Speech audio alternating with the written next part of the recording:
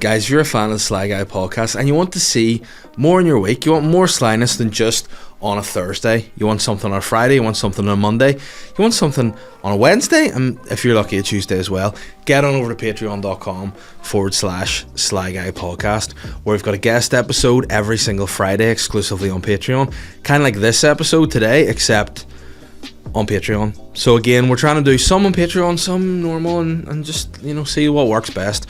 But every single Friday there will be a guest episode. So if you like this, get on to Patreon and see what we're all about. That's www.patreon.com/Sly Guy podcast and become a Sly Hard today. I'm bringing my brand new show, Bits and Pieces, to the famous Ulster Hall on Saturday, the 10th of September 2022. This is shaping up to be my best show to date. I can't wait to do it. I'm excited. I've got some work in progress shows planned, but the big one, the big kahuna, the big party, the big end of term disco, if you will, is at the Ulster Hall on the 10th of September. So get your tickets now. The link is in the description of this video, or if you're listening to it in an audio format, the link is in the description of the audio. So get on there, get the best tickets, and come and see me live on the 10th of September in the Ulster Hall. The Sly Guy podcast is brought to you in association with Modest Beer. That's right, Modest Beer. I'm trying to do gang type hand motions there, but it doesn't work. And Modest Beer aren't affiliated to any gangs that I'm aware of.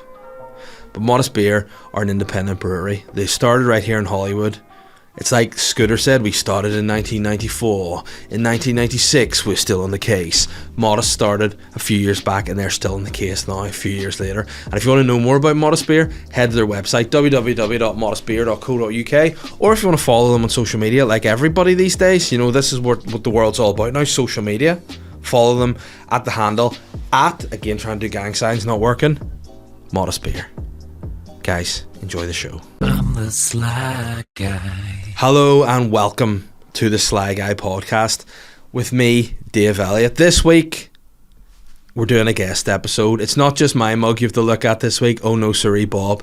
I've got another mug for you to look at too. And that mug is the handsome face of my friend and your friend and friend of the show, comedian Andrew Ryan. You know what, Andrew's just a friend of the show now. He's done a couple of Patreon episodes. I've bounced across the Cork in the north. We're always having a fun time. That's why he's a guest on the actual public Sly Guy podcast, because you know what, we have a lot of fun together. And I thought, hey, why keep mine and Andrew's fun private? So because the fun we have behind closed doors is very fun, but I want you guys to share in it too. So sit back, relax, get your earphones in, pop the kettle on, have a cup of coffee, get a biscuit, get a gravy ring, do whatever you want to relax, and enjoy this episode of the Sly Guy podcast with me and my guest, Andrew Ryan. Do I look okay, babe? Come home from the golf and she went, you need to shower, you smell like sport. You know what you actually need right enough, since we're recording now, you need some motivation. I think I need to be motivated, Dave. I think you do. I feel like you're too relaxed, you're having a nice time. I think what has happened here, you've been on a date, you're having and you're just fitting the podcast into a date day. No, we're not on a date. We're together. You're having a date day. I know what date. I sort of vaguely remember what date days are like. No, what happened, Dave, is I disappeared today for 6 hours. And I went to play golf. And I mean, we're only recording this. We had arranged for 11 and now it's 4 o'clock. So don't worry. So tonight, but my girlfriend is going back home on Thursday. So the thing is that I need to make sure that we enjoy our last few days until we don't see each other for a week. I mean, that is terrible. That's a long, long time. I know, it's tough going. Yeah, nice. That's good. But listen, I'm glad you're here now. I've got over the rage. You did something that I think is a dying art form. In a lot of society, you actually rang me this morning when you were like, "Oh no, I'm not going to go there." I rang you before 9 as well. I didn't know what was going to happen because usually I'm awake at that hour with the kids. This morning they were kind of running about, and I just kind of let them run about. Then my phone rang, and I thought somebody's died. Andrew Ryan is ringing me at 10 to 9. No. And then thought, he's not going to be about, is he? But then you're like, I'm all right, but just a bit later. Yeah. So when you phoned me, you were in the car. I thought you were like rushing somewhere. Like I was rushing to golf. To golf, right? Okay. I was playing today in the Clutch Pro-Am qualifier for the European Tour ISP. I'm not a professional, I'm an amateur. I'm in the amateur team event, but I was playing with pros, and I put that in my diary, and I did have your booking for the podcast. But Do you ever put two things on Google Mail and one is the most dominant booking? No, because what I use, as you know, is a hard diary. Like I have a hard leather bound diary. So it's like a Bible. I put it out and then I write it and I check it every week with my glasses on. Don't even need glasses, but I put them on and that's how we do it. What would happen if you lose that diary? I'm fucked. But if you lose your laptop, you could still log into your Google Mail calendar. But now so it's always saved. But what I will do is I will have a home diary and I will have an outside of home you diary. know, so I will now scribe twice. So is that environmentally friendly, Dave? You know what? This is my thinking on that. You know, it may not on paper, literally, be environmentally friendly, but the books are already made, my friend. The trees have already died, and I'm just helping. If anything, I'm encouraging them then to be recycled. It's like people say, like, "Oh, you can't fly as much." The plane was going anyway. Exactly. There you go. The plane was going anyway. I just went on it. Exactly. And now there have been occasions where I've noticed recently that my big diary is a problem. Well, like when I'm out somewhere, someone's like, "Oh, can you do this?" And I'm like, "Well, I need to go home."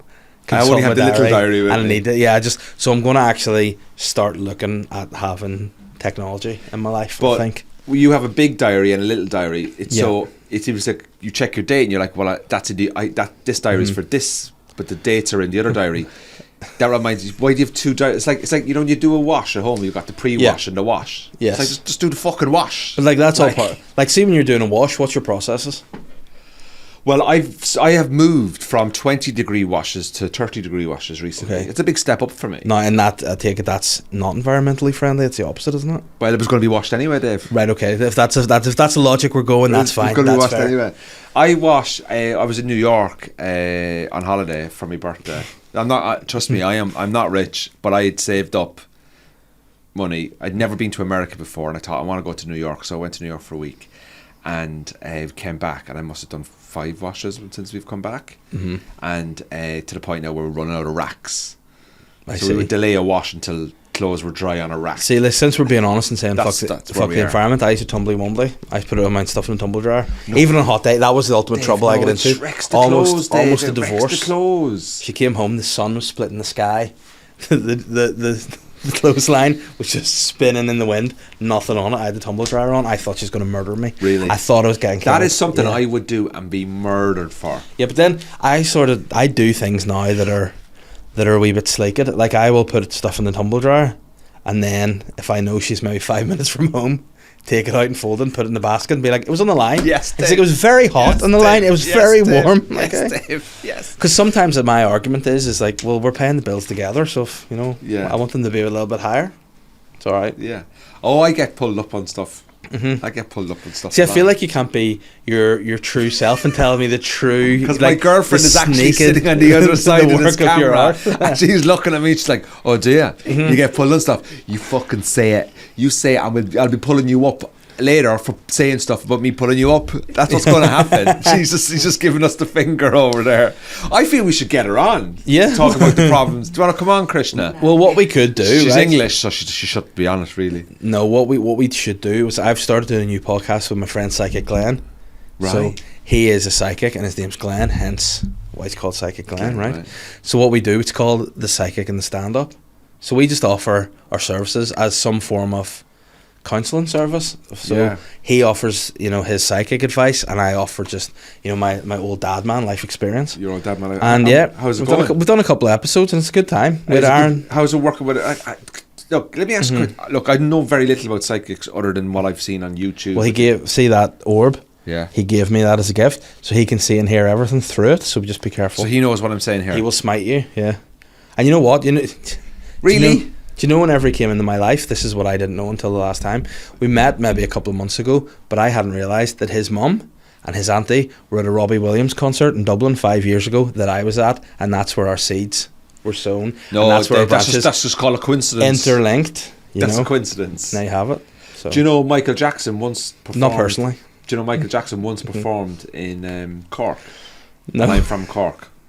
Just saying.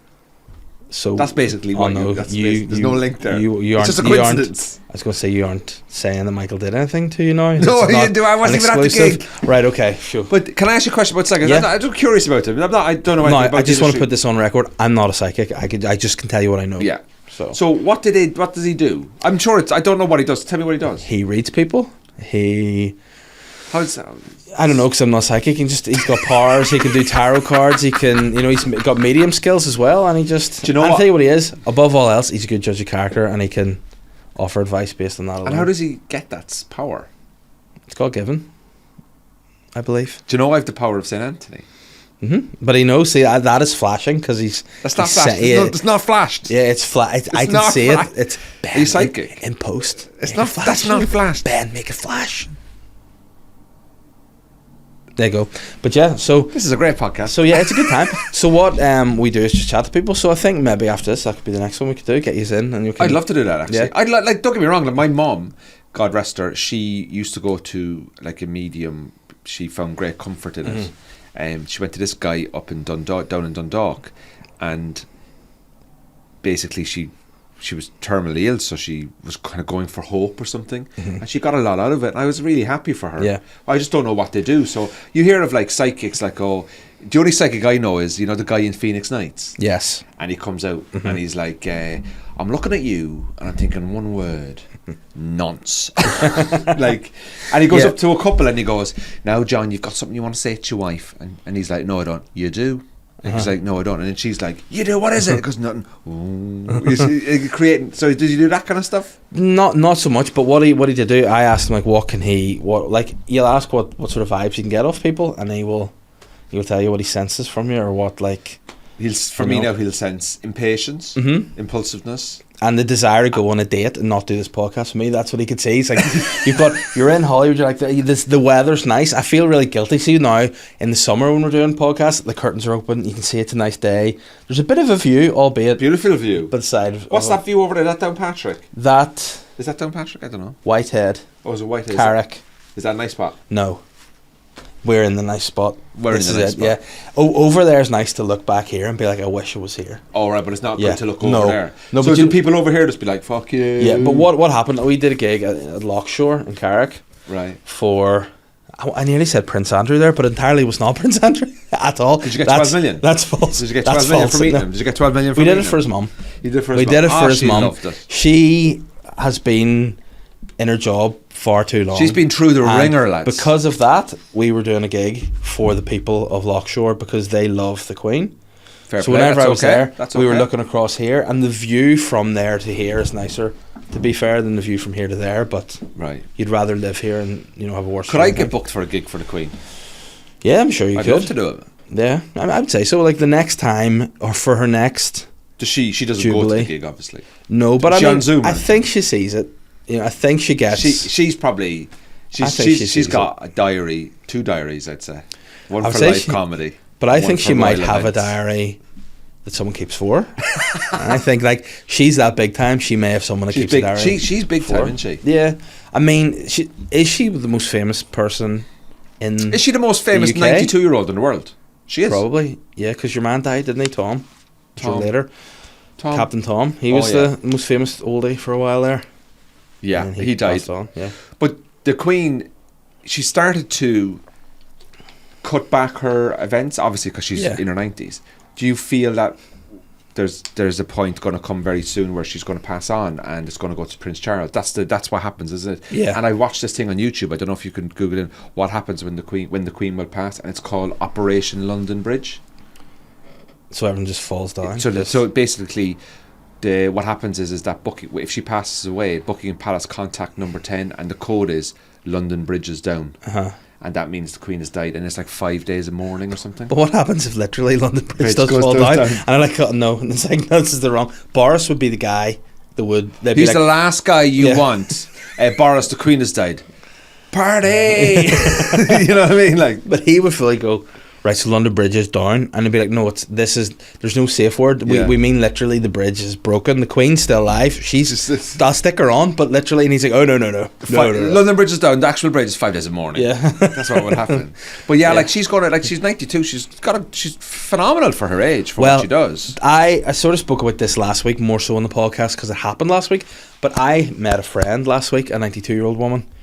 Very weird scenario. I was driving home from leaving my daughter to school, and it was raining, and I just saw this woman in the street, an old woman. And I thought, I can't leave an old woman in the rain, so I pulled over my car That's threw, nice of threw, you, in, Dave. threw her in the boot. No, pulled over the car, and I could see her hand reaching for the door, and then by the time I got out, she had fallen, and I was like, Oh no. this is not what I want. And I was like, shit, hopefully she's not broken her hip, because my wife her job is a trauma coordinator, which doesn't, in her personal life she's also a trauma coordinator, but in her job it's a different kind of trauma, so she manages like broken bones and things. Right. And she tells me that if an old person breaks a hip or something, They can that's kill the them. fast track to, you Yeah. know.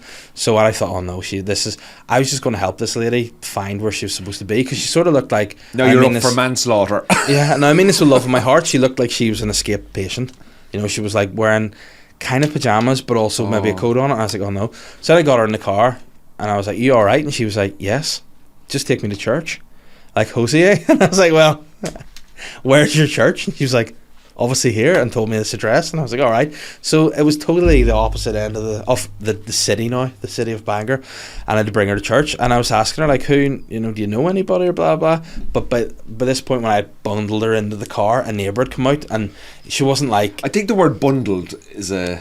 yeah, because she had fallen. I didn't, and again, because it's 2022, you got to be careful. People can make allegations. Yeah. So I couldn't like use my hands and stuff to like get her in the car. So I had to like scoop her in like this, because I didn't want to touch anything. So I like scooped her under my arms and kind of popped her in. And I had my 1-year-old in the back seat, so she had no idea what was going on. Yeah. But the neighbour came out and was all, what's going on here? And I said, well, she's out in the rain. And she goes, oh, she's my neighbour. And I was like, well, would you not take her in from the rain, because she's like, she's a bloody nuisance. I was like, all right, do you have a phone number for anyone? She gave me her son's number or whatever. Tried to ring him, no answer. Then I rang him again, got him on the way around. I'm like, hello, and he picked up, and I went, I've got your mum. And he was like, what? And he's like, oh, sorry, she was in the rain, I didn't know what's going on. She says she goes to church every day. And he was like, nah, she doesn't. I was like, okay. But I was like, do you want to come and get her off me here? And he was like, oh no, I'm on my holidays. And I was like, oh no, what to do? So I brought her to this church, and thankfully someone there recognised her. God took care of her. And yeah, and you know, she's, as far as I'm aware, Yeah. okay. Now I have this wee like feeling that I should have rang her son Yeah. again to find out if she's all right. But then Catherine, the nurse, obviously the caring, you know, the empathetic being that she was like, you're going to make this your problem if you keep phoning to check on her. So I went, okay, so hopefully she's okay. She was 92 and That's didn't look mad, too good. because that's really interesting, because after this podcast we're actually going to do a removal of a 92-year-old woman that passed away recently. Nice. What's the removal? She passed the night before the funeral. It's in Bangor, yeah. Oh right, okay. I don't.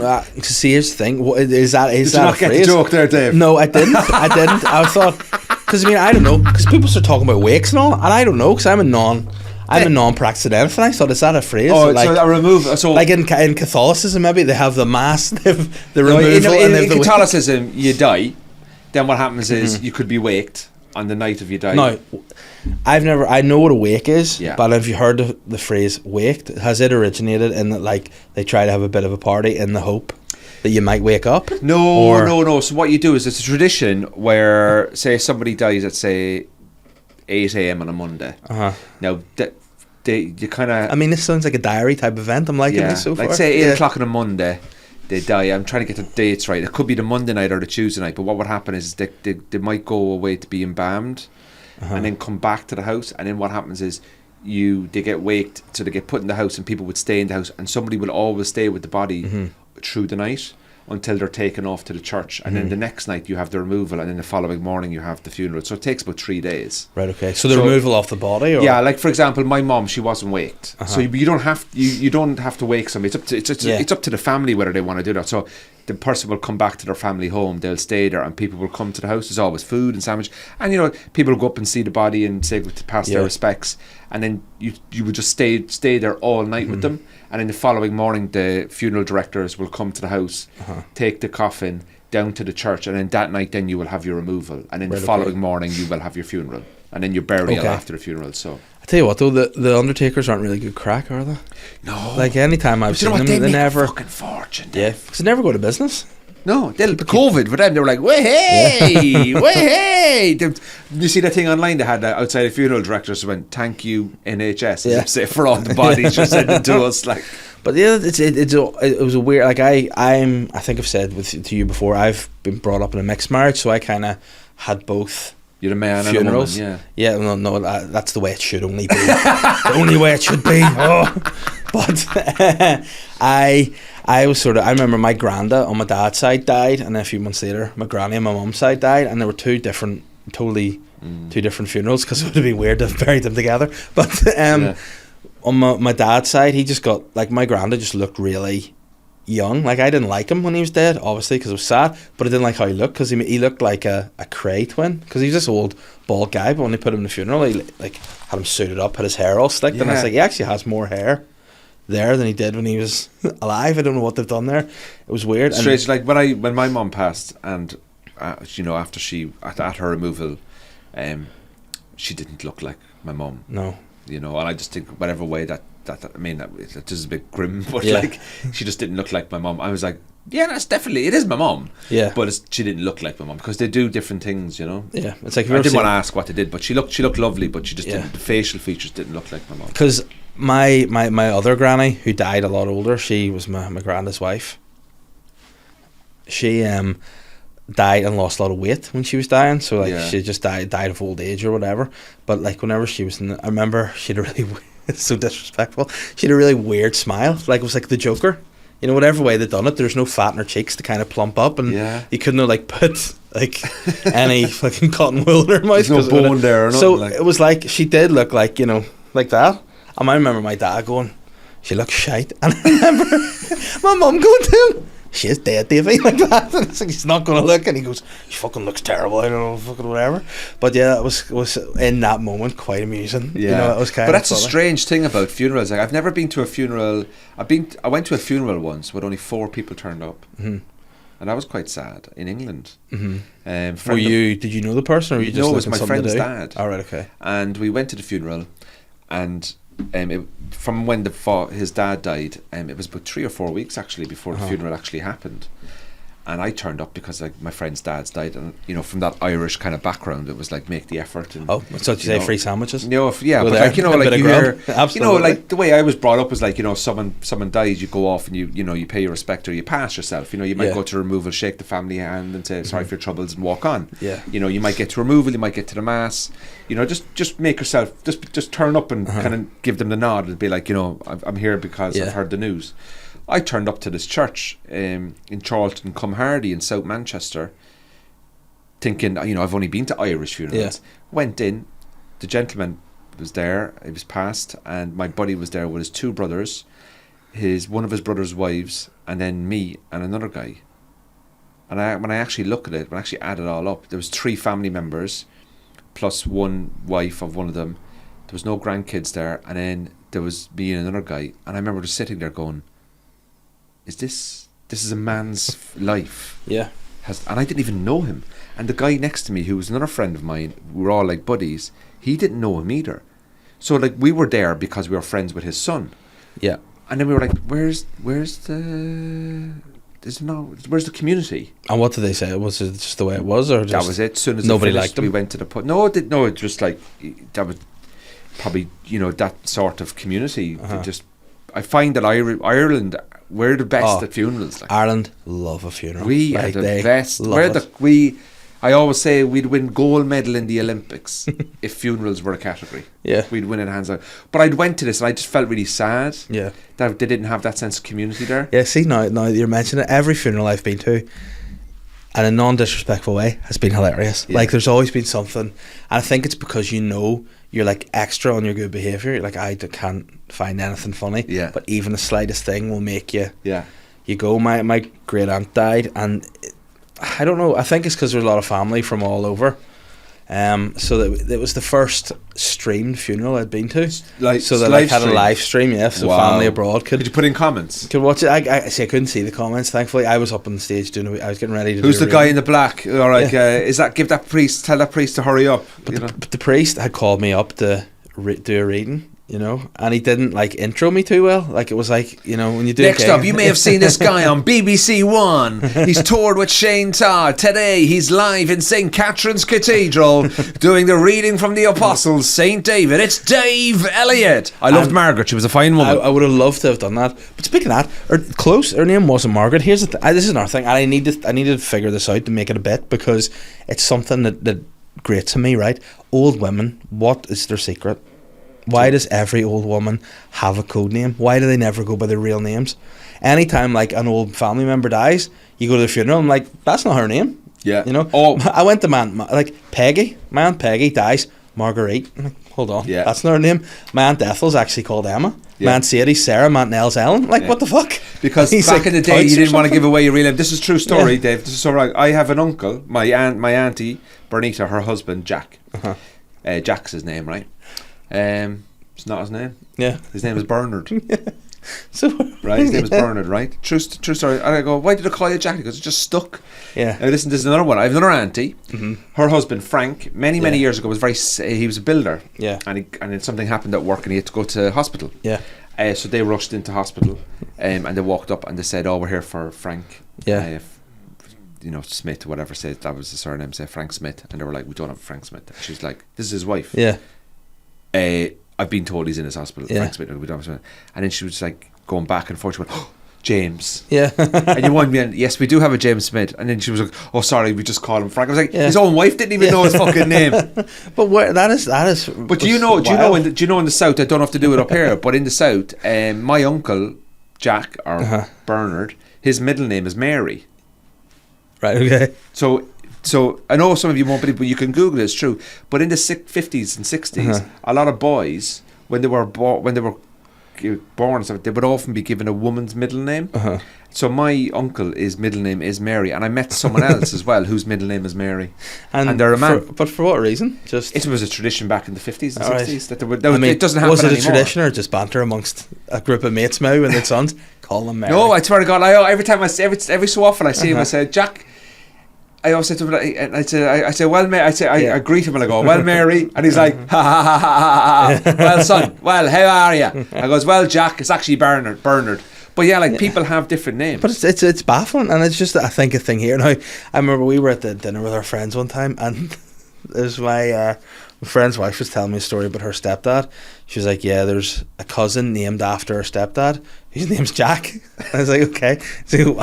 So he's is he Jack Junior? And like, "Nah, he's John Cameron." I was like, "What?" And he's like, "Is that his full name, surname?" He's like, "No, it's like first name. It's a hyphenated name. It's just John Cameron." And then why is he named after Jack? It doesn't make sense. They're like, "Oh no," it was just one of the funniest things because like I don't understand the mind, but names are so funny to me. Oh man, like I wild. have my name in Gaelic. I mean, is Andreas O'Rian, right? That's my Nice. name in Gaelic, right? But my It sounds like a Swedish footballer. yeah, Andreas O'Rian. Andreas O'Rian today has been convicted of 6 offences against terrorism. No, but like my middle name is Martin. Uh-huh. Okay, so when I was growing up as a kid, I used to go around. People used to ask me what my name was. I go Andrew Martin, Yeah. right? But my name is Andrew Ryan, but Yeah. Andrew Martin Ryan was my name. I was once went missing in a supermarket, and when they asked me what my name was, I said Andrew Martin, and they put it up on the intercom. Could the parents of Andrew Martin please come to the information? And my mother just kept on walking around looking for me because she was like, "I heard the name Andrew Martin, but your name's Andrew Ryan." I was like, when I was going around calling myself Andrew Martin for years. Well, I mean, that should definitely be a bit, but then say the parents of an actual Andrew Martin came and tried to take you. You're like, "They're not my parents." I was wake up the following I was being trafficked to Brazil. You know what I mean? Like Andreas Rio de Janeiro. Could you translate my surname in the Gaelic? Yeah. What is Elliot in? Because I know it'd be Dahi. Oh, Dahi is Yeah. David. I actually don't know, Dave. What Elliot? I don't know. It might just be Elliot. Oh, Elliot ish. Oh, David O'Elliott. David O'Leary. David O'Leary. David O'Leary. Should I Google it? Just quickly. Just Google it. Because Elliot's, I think, is quite like, I think I'd say Scottish or something. Elliot. Well, Andrew for me. Andrew's. I'm named after a Greek god. Andrew. Okay, so I'm a Greek god. The Greek god Andrew. Elliot Like in Irish. There's loads of Greek fellas. What's your name? I was just Stelios. And he's that Andrew. Nice to see you. Oh, here we go. Here we go.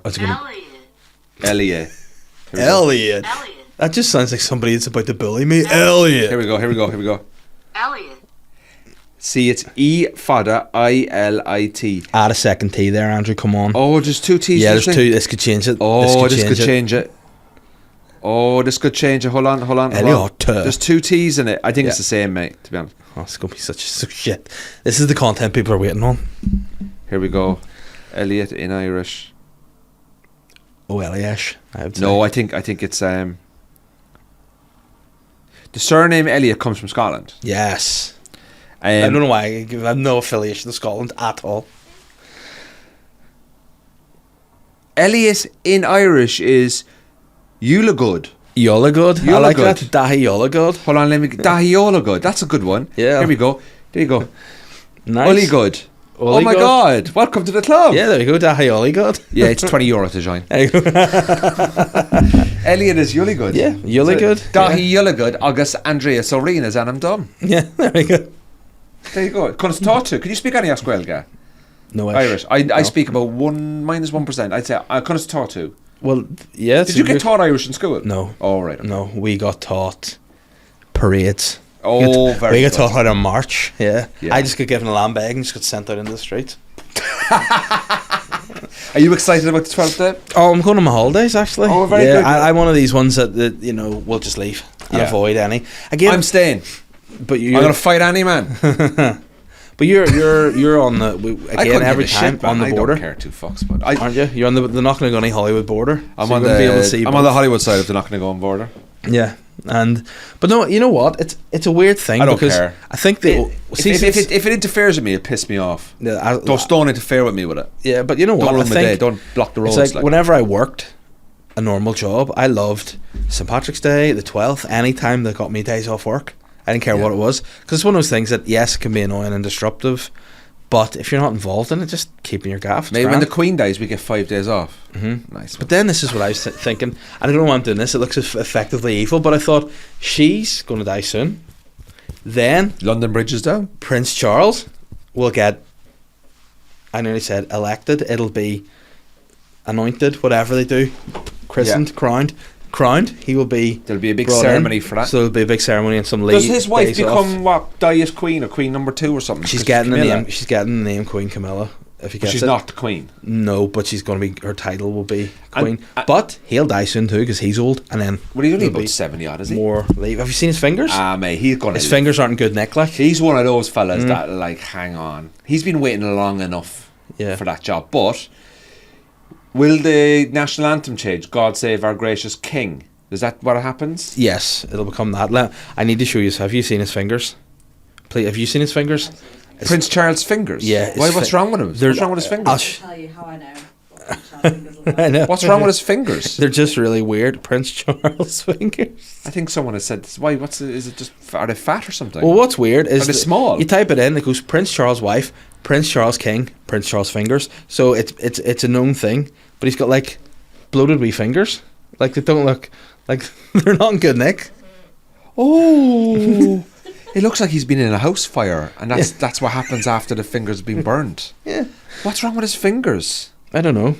Somebody. His left, that finger there, like this finger here, the one inside from the baby. Look at it. That's supposed to be bigger than your baby. That one is actually smaller than his Yes, it's baby. stumped. Why is his fingers so bad? Sausage fingers. Yeah. But see, maybe that's what it is, because Prince Andrew doesn't sweat. Maybe he has the same condition, and all the sweat just coagulates in his fingers, and that's why. Prince Andrew, but wouldn't be surprised if he's working Aldi trying to pay back that 12 million for a woman he never met. Weird, that, isn't it? Well, is he going to start, like, because again, I thought it was terrible that he just happened to get COVID just before the big concert, and he wasn't able to go. What a coincidence. Because the minute Yeah. he turns up with another crowd there, he was going to be booed, you see. Yeah. And they didn't want to see that. So, like, if he turns up at the concert and sits there and watches the bands and parades while there's British people sitting around cheering and waving flags, and he walks out, it's all boo. The royal family could not take that risk by having him in any way, shape, or form in a public view. But you know what they should do? They should treat it like, a pantomime villain. Like, send him out on stage and everyone will be boo, and he'll be like, oh, what are you doing? And play He's behind you, Prince Andrew. Oh, he is behind you. Like, you know what I mean? But they should do that and then just get him to react to the crowds. And Well, like I think, did you see this thing with Ghislaine Max? Ghislaine, I thought you were going to say Gaza. I was like, this Do you know, sounds like do a you know what? story. When we talk about names, Ghislaine Maxwell, I'd say her name in Prison House is going to be Betty or something. Like, they'll just change her name. But like, she's sitting in there now. She could do an interview from prison, and she could take down. But you know what? If she took down certain people, I'd say a lot of them just don't give a shit. Like Prince Andrew, by paying 12 million, to me, it's a sign of guilt. Well, you would have. It is. You Sign know, a deal. It's like, look, I'll give you 12 million. But Go now- away, and I'll just stay quiet forever. I need to be careful with this next phrase that I use because I don't mean it. But when I say, let me just for a second defend Prince Andrew, right? Just for 1 second, I got given a parking ticket, right? And I didn't. £12 million. No, I should not have got my parking ticket because it was a disgrace. Like, I parked in a public car park, right? I had gone, this is during COVID when I was going to work, and I'd gone onto the wee app. There was no 4G, the app wasn't loading. I was like, oh, for fuck's sake. So I couldn't put the parking on my app. Then I went, and I was like, obviously we're in the middle of COVID, I have no money. Yeah. So I had to run from the car park to the bank, get money out of the hole in the wall. Then it's like, only got A note. papers here, so I need to go to shop, break the note, then go back. So I'm standing in the line, and I'm a worrier. I worry about like getting into trouble because I'm a good boy, right? Yeah. And I was standing in line, and the app worked, so put it on. Happy days. Went to work all day, came back, not a problem. About 4 weeks later, I got a letter saying they put something on you, and I said no. And I had all the stuff that like I had a ticket allegedly put in my car. I didn't see it when it wasn't there when I went back. But a ticket put in my car at like 10:41 in the morning, and my parking started at 10:44. And I argued, and I ended up. This was September last year, and only like a couple of weeks ago, I went, you know what, fuck it, I'll pay the fucking fine, because they were like, no, you still should pay, and blah blah blah. But in those circumstances, I was like, you know what, I'll just pay it to get out of my hair. So maybe Prince Andrew's like, I just don't want to deal with the stress. But I don't think that's what happened. But I think what he's done is I can see yeah, the I've done point where this the here. Prince Andrew said, I don't want to deal with stress because I don't want my family and the royal family being dragged through some sort of civil court in America that's going to go on for weeks upon weeks and weeks, and then I'm going to be cross-examined. I'm going to give evidence. I might end up sweating. But Like, I don't understand. And I'd say in a way it's like, this is easier. This problem can be dragged on for a couple of years, or we can just pay money and get rid of the problem and not admit any guilt. but Also, this Prince Andrew has daughters. yes. Like, how is that? Like, if you're an Yeah. innocent, turn around and say, hey, you're my daughters. I'm going to prove to you that I'm an innocent man here. And- like, I just find that very strange. Yeah, but also as well, it was selfish of him not to let it go to court because the Johnny Depp Amber Heard case is just finished, and we need more entertainment. And it was selfish of him not to do that. What did you think of Johnny Depp Amber Heard? I thought they were both as bad as each other. Yeah, I think it was. I think it's a bit gross that I think it's people. like who's the worst in this yeah, relationship? but I think it's not like go on Johnny, because he's clearly not a good person to her either. Yeah. So I thought the whole thing was a bit sad. yeah, it You know, should. I thought it was a bit sad. It sounds like they're both quite toxic people. But fucking great telly though. Yeah, but also Brilliant telly. I would like her to still do films. People Yeah. are like she'll never work. Why? I saw a great thing online, and it just had one guy. He said, "Can you imagine Amber Heard's next boyfriend that just says, 'Hey guys, yeah, she's not like that at all.'" Yeah. Listen. You may judge. You may. This is not. She's not what she's actually really nice. Yeah. No, I had a little bit about it. Like at the time when it all came out and they started the court case, I said, like, remember a year ago when the whole Me Too movement was going, there was the hashtag Believe All Women. I said, now it's one of your favourites. These aren't Yeah. as keen on that. It's like if it wasn't Johnny Depp, if it was someone, shit. Yeah. Like if it was Martin Clunes, you'd be like, Yeah. But no, it's Johnny. You're like, nah, he's She's appealing though, isn't she? in what way? The judgment. Oh, I thought you just meant as she's she's- appealing. she's That was a appealing. weird way to go. She's an appealing lady, Yeah. isn't she? Yeah. But I imagine her going on Tinder now, like Amber Yeah. Heard. But You know what I mean? But, Or, I mean, or one of those apps where it's like, "Are you?" He goes, "Yeah, I'm just looking for love." People are like, "Oh, you fucking no But chance." what was the funniest clip? And I've only seen it on like TikTok, so I don't know what the context of it was, but it made me laugh a lot. Was when she was doing like an interview afterwards, and she was like, "No, you believe this guy? He's the man that convinced you that his hands were scissors." Like, I mean, it is acting on, But that was Americans so though, funny. their life is their. I was in America, and like some of them, we went. I went into Trump Tower. Yeah. Oh, nice. Walked past it by accident. Just like looked up. I was like, "Oh my god, there's like Trump Tower." You could go in. So it's like a restaurant. There's a bar there. We went in, and purely for comical reasons, like didn't go in because I'm like. Did a you see him? supporter of- Was he hanging No, about? I'll tell you what happened.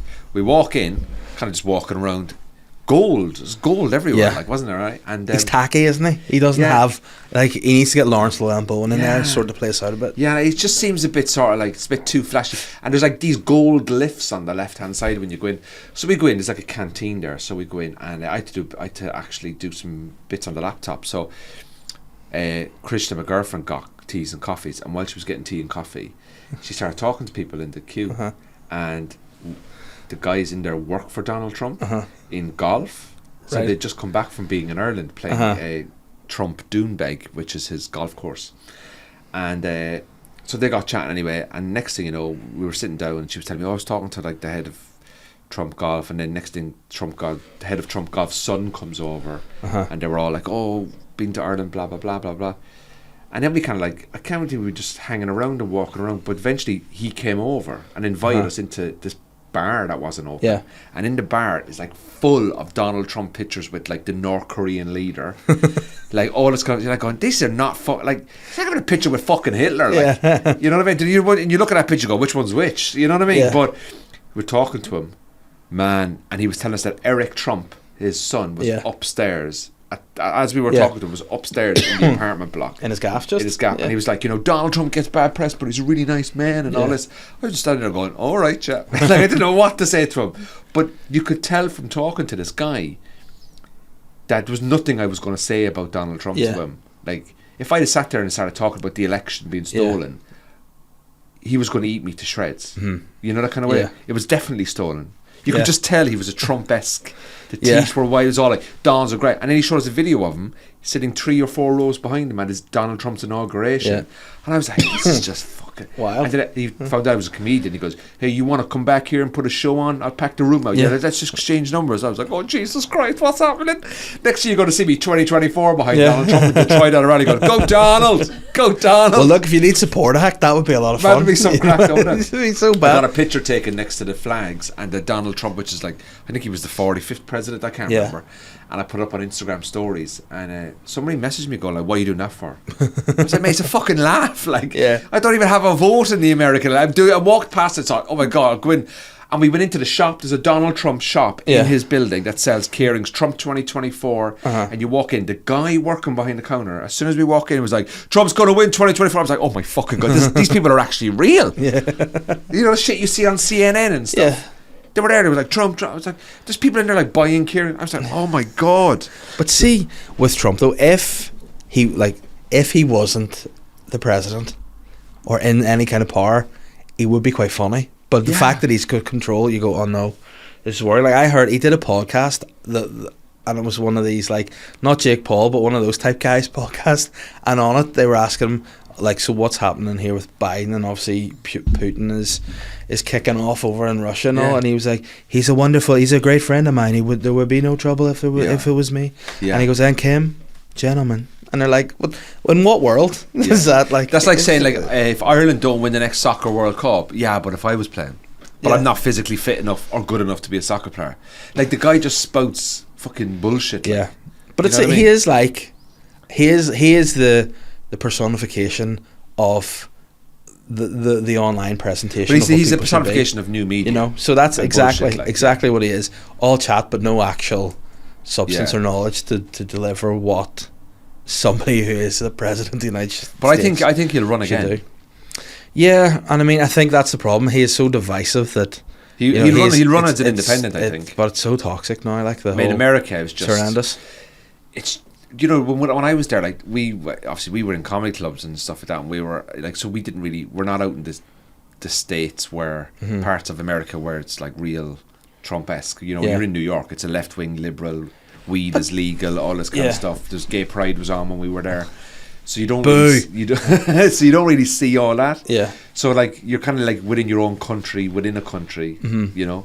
So I'd love to actually go to his real fan bases. Those flyover states. When you say he would love to, just to see what it's like. Pop in and just pop out again. You wouldn't really want to. It's fucking insane, man. They're but then again, it's like, I suppose in some ways it's like the politicians here compared to like grassroots voters in some areas. Or like, what I like, since it's the bonfire season per se, what does a bonfire builder have in common with like Edwin Poots? You know what I mean? There's like the people representing them aren't the same. And like Donald Trump, if those guys were to meet him, they'd be like, they would have nothing you know, in common. They'd be like, they probably hate Donald Trump because he's an elite, super wealthy, probably very, you know, he probably looked down on a lot of the people that are the people that put him where he got. But he said that in the past. He said the easiest. He said if I was going to run for president, he said I'd run I think he said it years ago. He said, I'd run as a Democrat or something because Republicans are so stupid. Yeah. Or something. No, I think he said he would run as a Republican because he was, yeah. Because Republicans are so stupid, they'll vote for anything. Yeah. And then they literally just do that. But again, what I would like him to do is just come out and be like, listen, that was just banter. I didn't mean that. And then go on all the late night talk shows and just give all the goss. Do you know what I think would be amazing? If Donald Trump ran for election, got elected and became massively left wing. Yeah. And came on and was like, and basically became the opposite of what he was in his first presidency. So he comes on and he's like, we're bringing back Obamacare.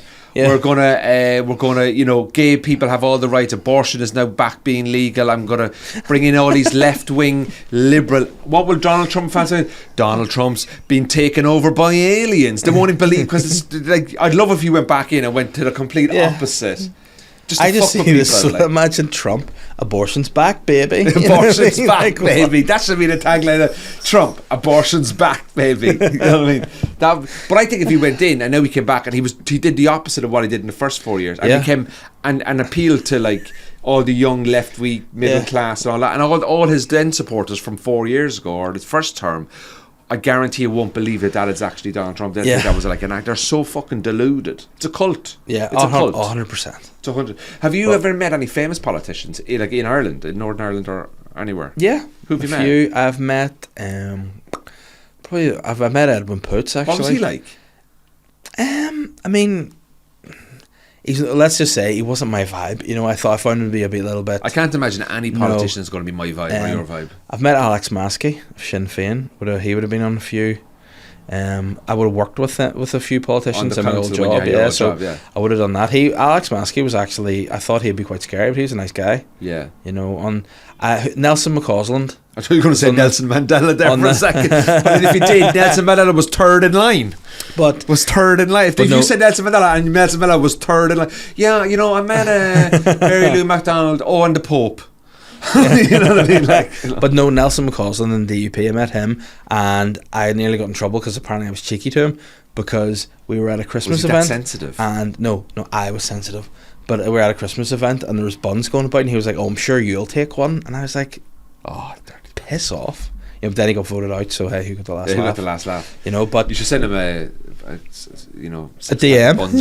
This is a DM. There you go, Nelson. Have one of those. Happy Christmas. I met Mary Lou MacDonald. And how was she? I met her at a gig. She was front row at a gig. Nice, and she was. Was it for Sinn Féin? No, it was just a normal gig in Dublin, but they came to support somebody who was doing their first ever gig. Jerry Adams. Since he retired from the presidency, he's like doing Jerry open Adams. mics. And I met her. Would you believe I've never been in a And everyone's Jerry, hilarious. Yeah, that's amazing. You just said that as you've walked out of the RA offices. Yeah, like I walk up on stage and go, "I hope I don't bomb." I'd be like, "Oh no, Jerry, no." When are we going to start? In 10 seconds. 10, 9, 8. Tick, tick, and everyone's just going tick, like Kim Jong Un's the Korean Republic. You're amazing, Jerry. Oh man, I met Mary Lou MacDonald, and you know what? She was good crack. In fact, you know who the best politician I met, the most sort of famous, probably. I had cheese sandwiches with John Hume once. That would have been nice. That was nice. I like John Hume. He was, you know, quite old at that point, and there was a re-imaging of a mural in Derry. So it was like they were up like touching up the civil rights mural. So they added another kid to it or whatever, and he was there at that, and it was just a nice chat, just have a cup of tea and some cheese sandwiches. Gentleman, but again, I think he was quite sick at the time, so he wasn't really totally with it, but it was nice, and then sometimes you go, that's a nice moment to have that. It's always nice, you know, with him. I'd love to. He was one that in a non like working with capacity, it was just a wee chat. And do you know who I would have loved to have met? Mo Mowlam. Yes. I watched her once on the Late Late Show. God rest her, she's gone now. But she was kind of working for the British government at the time of the Good Friday Agreement, and she was on the Late Late Show, and she had cancer at the time, and still worked on the Good Friday Agreement. And I watched her on the Late Late Show, and she just came across as just a great woman, and she was funny, she was articulate, she was smart, she was caring, she was very passionate, and I'd say she would have been good crack. To go out for and have a pint with. And she really worked really hard. She used to go into the Maze prison and deal with the prisoners and try and negotiate and all that. And I just thought she seemed like a really good crack. I'd love to have a pint with what you call him? Boris Johnson. No, not like that fucking Aegis. What you call him? I'd love to have a pint with Nick Clegg, purely on the basis of go, Are you fucking stupid? Like? He goes into power and then attacks students straight away, and now he's gone because he embarrassed himself. I'd love to know what they're like real life. You know, See, what I I mean? think- A lot of them in real life. I think they're all. I think you have to be a psychopath to be a Yeah, no, I politician. think so. I think a lot of them, like, because again, my sort of outlook on it is, see, with everything that has happened with Boris Johnson and everyone's like, he should resign. He's not going gonna to. go on. You know, Like, he's Donald Trump never would never- going to. Donald Trump- He's just got that. Donald and Trump it's would, like Donald Trump, Barcelona. He's just a diet Donald Trump. yeah. Like, but he's it's just like the same. when people are like, I can't believe he's done that. And it's like, well, then you're stupid. But you did vote. You didn't know what he was voting in for. Like, you know, so it's you know like, what I mean? that's just. But I just think our politicians here just need to pack all the stupid old shit of the past. Do you know what I always believed? You need Make you things cheaper. You should be able to transfer politicians like footballers. That'd be great. So if you want someone to fix the health service, and you say, "Oh, Norway have a really good health service," what you do is you make a bid to the Norwegian government. You say, "We'll give you 5 million. Send over Olsen, Yeah. whoever's in charge, and give them a 5-year deal over here." And See if it sorts it out. they bring their experience from Norway over here, and then you go, right, that worked. We get other countries to sort it out for us. Yeah.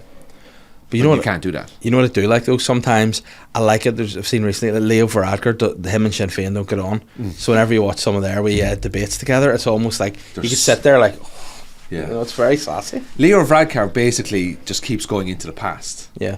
Would you like to see a friend of mine that looks like Leo Varadkar? Oh yeah, shall we? Let me try and find him again. I have to find an appropriate photo of him. But Is it Prince Charles? Big fingers. fat fingers.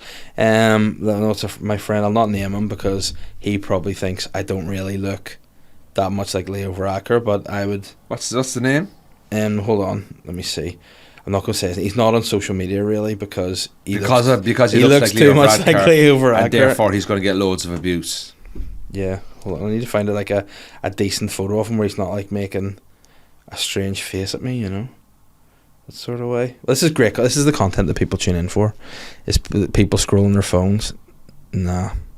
I can't do it. I can't do it. Oh, don't worry about it. It's There you okay. go. That's it. It's done. If you could meet any politician, In fact, I found one side by side. oh my god, There you go. He's got a touch of the Varadkars about him, doesn't he? He does, yeah. And is he from the north? Yes, he is. So If you could meet any politician, So there who'd he you is, meet? I know Oh him. yeah, he Yeah. looks the bulb off him. He is the bulb off him. Yeah. Oh, and you're on the right. Yeah. When was that wedding? it was a few years ago now, probably 4 or 5 years ago. Oh, brilliant. Yeah. He's the bulb off him. Yeah, isn't he? Does he know it? He obviously. What's he say about it when you bring it up to him? We don't really bring it up that much, but now it's in my head. I'm like, yeah, because obviously with COVID, we don't see a lot of people, and I think the older you get, and then when you have your fucking kids wreck all the crack, you don't really see your friends as much. So Yeah. you don't really, very rarely would you see. But we're going out in October, so it's booked in the diary already. So is it a big diary or a small diary, Dev? Big diary, yeah. We're doing a cooking night somewhere. We're going to like a we're Whoa, learning to cooking cook. night. How old are you? 72, yeah. So you and your mates.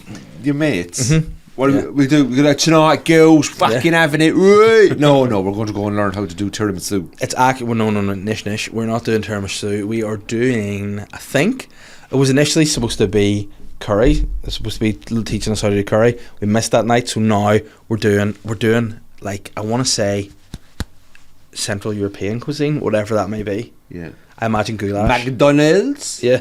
So that's what we're Burger learning. King. And then you have to go, because you have to go for like an hour, and you have like 2 beers, and you have to leave. So I've sort of had to ask for, can I just stay out instead of after the dinner having to come home? And I've been So given you've asked that to your wife? I've been How do you given a approach take your and a wife away. for stuff like that? I let her do whatever she wants always. But when And you then want to whenever do I have one- to do one, I sort of get allowed to do that, yeah. So, is it equal?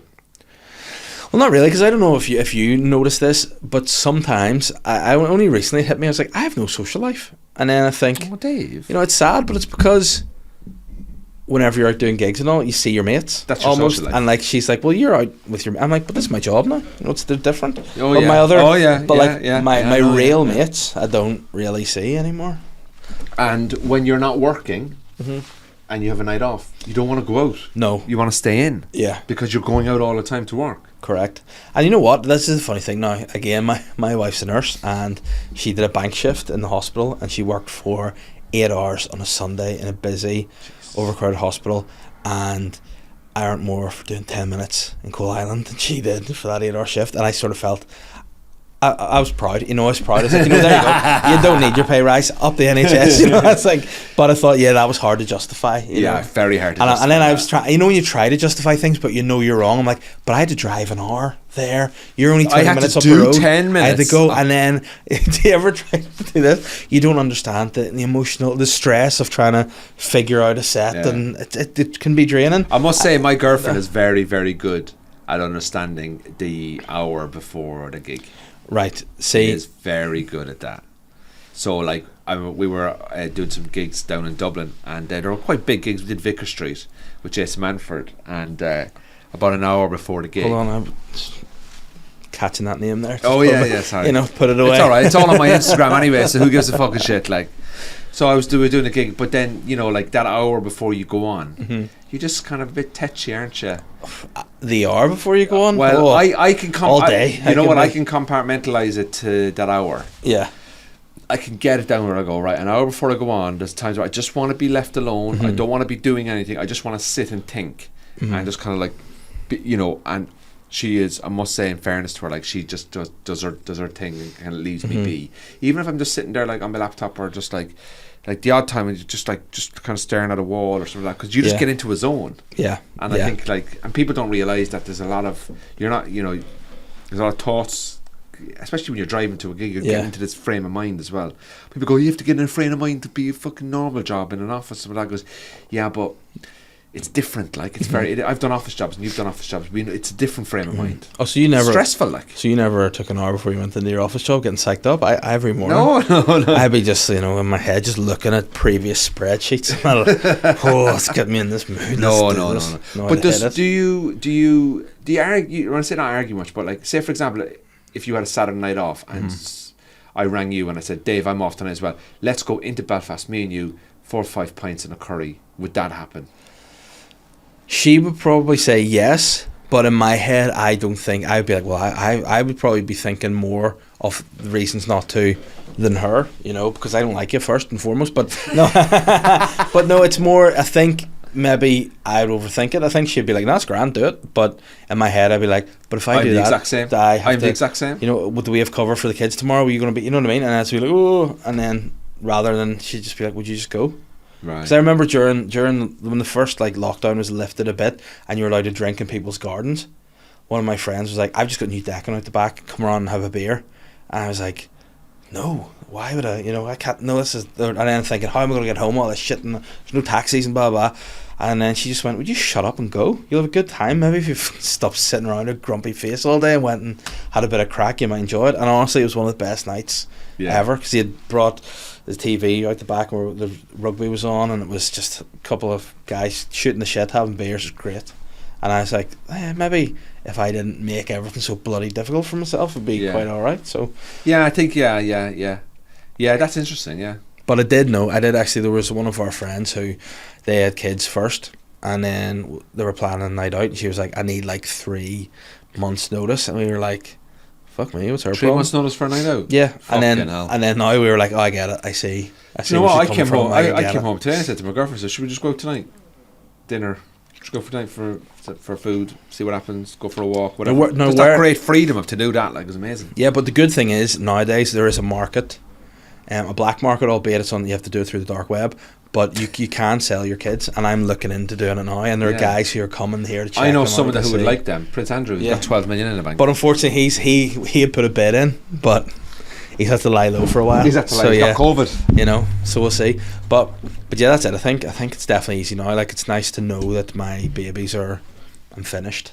You know, because I've had the not the snip, like the snip. The whole works. I'm like a Ken doll now. Oh yeah, the whole thing's removed. Yeah. Are you going through change? Yep. I mean, I'm still going to identify as me, but I just don't have anything. And I've actually got my anus sewed up just sitting down there too. I'm just to stop any risk of anything happening. Anything happening at all. Is it sore getting a snip? Well, you know, joking aside, I haven't actually had it yet, but I'm going to. And is it free? It can be, but then I'll probably get it when I'm like 72. By the time the waiting list goes. Can you get it reversed? Yes, you can. So. But is it pain? Is it pain? You don't know. I but assume is so. it pain? What I know, my dad told me a story, and it's hilarious to me. He said a friend of his got it done. This is probably like in the 90s, by now, and he said like his mate got it done, and he's a motorcyclist, and he said he just went up to the Ulster Hospital on his bike, got it done, and he thought that'd be grand to cycle home. He said he had to go down the New Arch Road on his bike like this, standing because it is so sore. Is it really sore? I think ultimately don't they just nick into your scrot? I have and to then get it done. I tie have too up? many kids, man. Yeah. Fucking kids everywhere, man. What about, you didn't see that Netflix show about the I have no kids, by the way. Can I just say I do not have any kids? But that you know of. I know. I They're know there everywhere. is no kids. But listen, this guy, right, I don't know the exact specific term of what his role was, but we'll say for the sake of this, he was a spunk doctor, right? So he just took spunk from dudes and tried to like inseminate women with it. But what he was doing was sneaking into another room, pulling one out and putting his own in. So in this wee small town, yeah, it's on a Netflix documentary. I think it's called Our Father. You should watch it. Very creepy. Is it a documentary? Is it like real life documentary? Yeah, or is it fiction? real life documentary. So they're there being like, so it was a small town, say like Hollywood, but he was like the fertility doctor. Oh, so part of so that, excited! So like people would come in and be like, right, what's your like? We're watching that tonight, Pip. Yeah, but I mean, it is brilliant. I think you watch it and go, oh my god, it's wild. But like, so they're going in and people are saying like, so what would your, like, you know, trying to match up profiles of the parents so, you know, they can get the donor that would sort of look similar. Then like in this town, they were like, a lot of these kids look like that, and again, not the right term, that spunk doctor there, like a lot of them look. And then obviously there's problems there in a small town, like the risk of incest and other things. So apparently like all these people together, and I think he had something in the region of, he had fathered 97 kids from doing that. And apparently we had to stop watching it because it made us uncomfortable, but there was a lawyer there saying like technically that wasn't constituting as being rape, so he hasn't gone to jail or anything for what he did. Did they track him down? Oh yeah, it came out. I don't know how, because I think someone did a DNA test. One of the kids was like, I want to try to find out who my biological dad was. It's John, two doors down. And then like there were some bits of it too that was like, it's so cringe too, because you could hear him on the phone, and his daughter was like, I am going to expose you here, and he was like, please don't, because the thing about that is if you do, it might cause trouble with my wife, so I'd rather you not tell anyone. Would that be sweet? I'll give you 12 grand. And she was like, no, you fucking sicko, absolutely not. And then he was like, okay. And then he had that, but apparently whenever he got rumbled, he was like a full sociopath. He was like, yeah, it was me. What do you do? In America? Yeah, of course. Yeah, it's in America. Yeah. Oh my good! I'm so excited for that now. I'm gonna watch that. So definitely watch it and let me know what you think of it. And is he so still creepy. like? He's still, He's still kicking about. Yeah. When was this exposed? In like the last few years? In the noughties, I think. You know, I think it's definitely early 2000s that was exposed. Can you imagine his child maintenance bill? Yeah. 96 kids. What? I'm minus 15,000 a month. Because I think one of the ones was like, I think he had somebody that was a different race, and he's he looked like an Aryan guy, and they were like, I think something's wrong here because it doesn't add up. And he was like, well, it's, you never know what you have, it doesn't necessarily matter. And then they were like, they look a lot like, and he was like, what do you do? And what about, where is he now? I think he's just kicking about. I actually think he still lives in the same town. I'd say father is a great laugh for him. Fucking cards in the door. Yeah. It's like family. Can you imagine that, man? But would the kids want to have anything to do with it? No, I think they all hate him, and quite rightly so. And I actually think, I might be wrong on this, but I think one of them went on a date. I think there was one of the kids went on a date with each other without knowing that they were.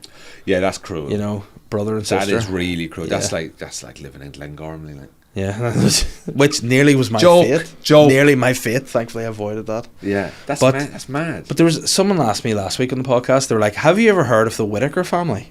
Whittaker. Have you ever heard of the Whittaker family in America? There's videos on YouTube about them. Yeah. Have you seen this Whittaker family? Oh, it's not nice. I don't understand what nice. like they're inbreds in America, inbred families are like. The eyes, the heads, and everything are all shaped. It's wild, and they live in like a wee just area by themselves, and people are like, "Don't you be going there videoing them? Leave them to it." And it's like. Creepy. Yeah, like it's like quite The Hills sad, of Eyes, the film. That's what it's like. Yeah. Like somebody walked into their house one day, didn't they? They were all just like that. Is it like brother and sister? Yeah. I think it's just all mixed, but they're like that's how weird. Like it's weird that that's the human just tragic. Body does that though, isn't it? It's really sad that that's just really tragic and sad. And I think the system has let people like that down. And But what they should do is stand up, because that's a good story. You get some great bits out of that. imagine the ending in the Edinburgh show there. Yeah. And then I found out my dad and my brother were both my mum. 5-star chortle. Go. My sister is my daughter, and my brother is myself. You wouldn't know what was going on. And the dog, He's just practice. I'm trying to think of something for the dog there and I can't think of it.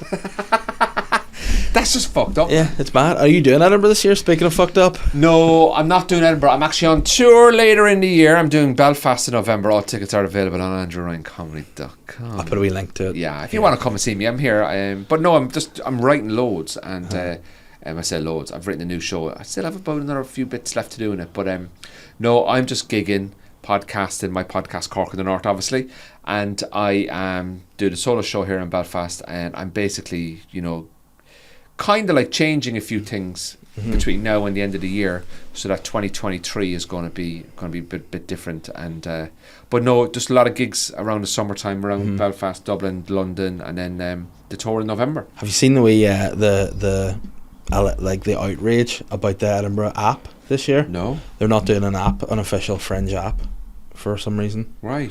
And everyone's raging, being like, how the fuck, they're still doing the, again, now on paper I would like this, because they're still doing the proper hard copy of the programme, Dave Elliott, but not from the app. 1996. Because you know what though, that the app, this is when technology worked in my favour for once. When I did the Fringe last, I did a show at 11 a.m. in the newsroom, and it was only myself and Aaron McCann who did a split bill, and Bridget Christie on at 11. But because the app was there, people were going like up and about, being like, is there anything to go and see at 11? And we were there, and like we had decent numbers the whole run because of that. I think midday in Edinburgh is a great time to do a show. Like, see all these shows, like, see, I'm on at 7 o'clock, it's a perfect time. No, do midday. People come to see you. You get up at 9, 10 o'clock. Oh, this guy on now. Yeah. Let's go watch him at 12. Then we'll have lunch at 1. Then we have show at 3, show at 6, show at 8, show at 10. and then you could actually remain somewhat normal when you do an earlier show. I looked into this. This is a true story about Edinburgh Festival, right? The last time I was going to go up, I couldn't find an apartment. Somebody wanted 2,200 off me for a month. Uh-huh. I was like, are you insane? So do you know what I did? I googled EasyJet flights from London Luton every day to Edinburgh Festival return, and the flights came in at just under £2,000. So it would have been cheaper for me to fly up and down every day than stay in Edinburgh. Now obviously the cost of getting to the airport and all that might have made it, but it was actually cheaper to fly up and down every day to Edinburgh.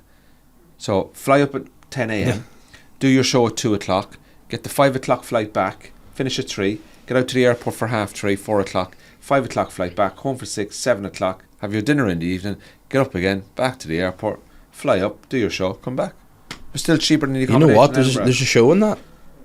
I would say trying to do getting yourself. What if you flight delayed? But you would die, I think, of exhaustion. You would die. Just But the way you look at it is of like, exhaustion. I work in an airport, so I'm just going into work every day. You sit on the plane for 45 minutes. If you can get someone to pick you up at the airport, drive you into the gig, do the gig, drive you straight back to the airport.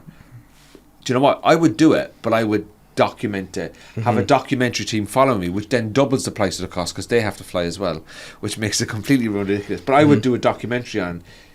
Do you know what we should do? We should do a documentary on Edinburgh. Yeah. Get 3 or 4 comics live together for the month and put it out on everyone's podcast. That'd be great. Because that would be a way to get around some of the costs, because then you have someone covering for you. Yeah, exactly. So let's do it next year. Let's pitch an idea. Let's do it next year. Southern Irish and Northern Irish comedians come together. Yeah. Together. In a house. In a house in Edinburgh. Day 14 at the Edinburgh Festival. The Unionists are close to the toilet, while the Catholics are near the kitchen. Andre Rain and Dahi Eliog are having breakfast now. Well, not speaking, but staring daggers at each while other. William Thompson's outside burning wood. Which is a euphemism for masturbating. Paddy McDonald's just come in and be like, "When the fuck is Shelly playing money?" Which that's what we should do. You should do a documentary of Northern Irish comedians from all different backgrounds living together at the Edinburgh Festival. Yeah, that'd be a great time. Let's pitch that to BBC One Northern Ireland. There you go. East and West coming together.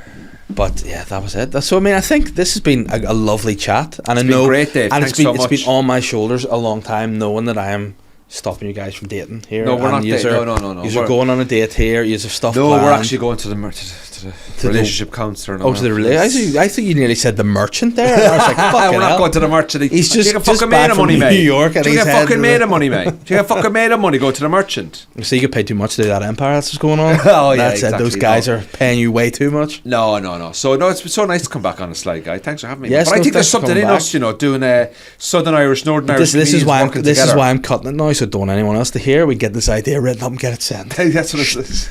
Ben, Can I just say, say if you see a TV show in a couple of years' time where it's Dave Yellett doing shows, so I'm not in the show. I'm not in that show. He's robbed the fucking idea.